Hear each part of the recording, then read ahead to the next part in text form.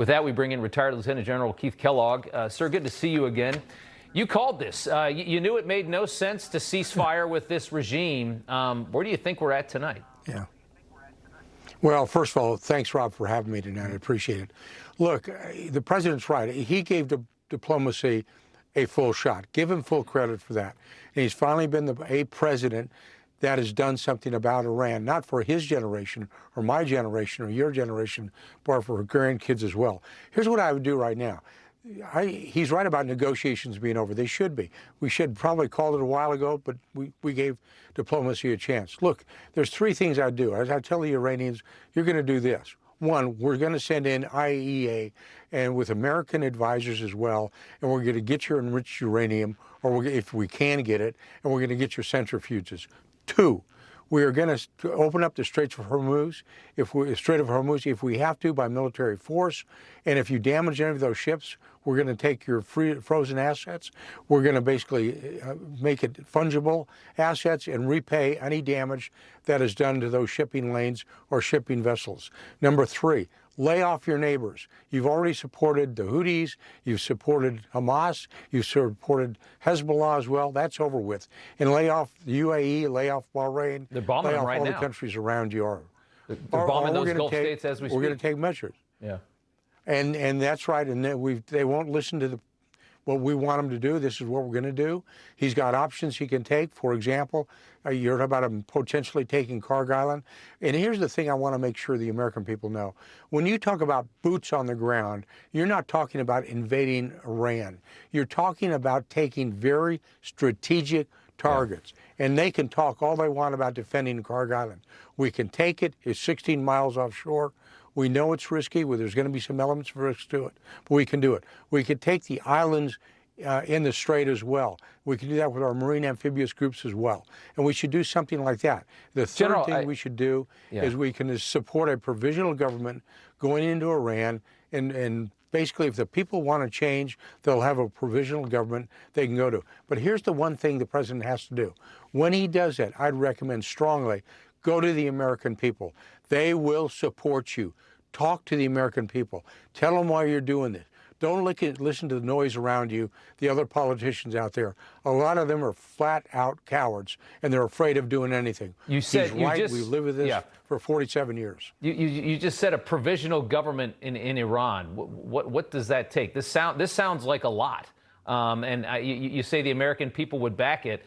I wonder about that. This is not a very popular war in this moment. Well, I don't agree with you. I think the American people, if you explain it to them as well, they will support the administration. Look, this is what he has done. He's changed the dynamics of the Middle East for decades to come, and he's eliminated a potential future nuclear power. They'll either get a nuclear weapon or they'll buy a nuclear weapon. And we can't afford to have a 10th nuclear power, especially in the Middle East right now. It's going to be totally destabilizing. And it's not for him. It's for our grandkids and our kids as well. And I think the American people, when he explains it to them that way, they will support him. Americans are great about supporting their president in times of adversarial relations, and I think they'll do it this time as too. I think people are just mentioning that they're afraid of doing something. They're talking about an unpopular war. This is a war maybe of choice by the president, but it's a good choice. It's a good choice. What changes the situation that we're in right now? It seems like no matter what we do to Iran, they just kind of duck and cover and sit and wait through it. You know, and I just what I don't understand is what should he do? What should he do tomorrow? Well, I think what I mentioned earlier is what he should do. Look, this is a theocratic regime. They're following a game plan. Their defensive plan was called Mosaic, which is distributed among the if they take Revolutionary Guards as well. If they take Kellogg Island, if he decides to invade Kellogg Island tomorrow, what does that change? Do they just deal with that too? Yeah. What it changes is you're taking away their economic lifeline. Right. I mean, they don't care if you bomb them back to the Dark Ages. They could care less. The regime will survive that simply because it's the way they are.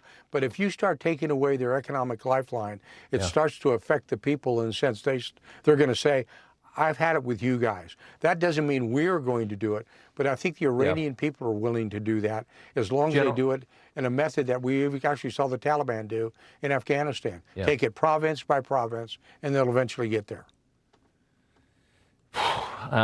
That does seem like a lot. I want to ask you one final question before I let you go, and this is about how the president travels. He announced today he's not flying back from Turkey in that new Qatari-donated Air Force One, saying it was going to go to England for U.S. troops to tour. He's flying back on the old one instead. Speculation that might be over threats from Iran. Do you think there's anything to that? No, I don't. I think what he's done is, it makes a lot of sense. He's got options. He's employing them. Sending something like that for the troops to see, I think, is great. They're going to get a good feel for it. You know, he's got a great instinct. I mean, one thing I've got to say about President Trump is his instincts are spot on. And he's talking about supporting the American soldier, the American servicemen overseas in England. Stop and look at the airplane. I think it's a great touch. Okay. All right. Retired Lieutenant General Keith Kellogg. Good to see you, sir. You know, everybody's reporting the same stories, the same spin. You turn the channel, it's always the same. But not us. We're different. We report the real news. No spin, just the facts. Turn to us, and you won't turn back. Tune in to Rob Schmitt tonight on Newsmax.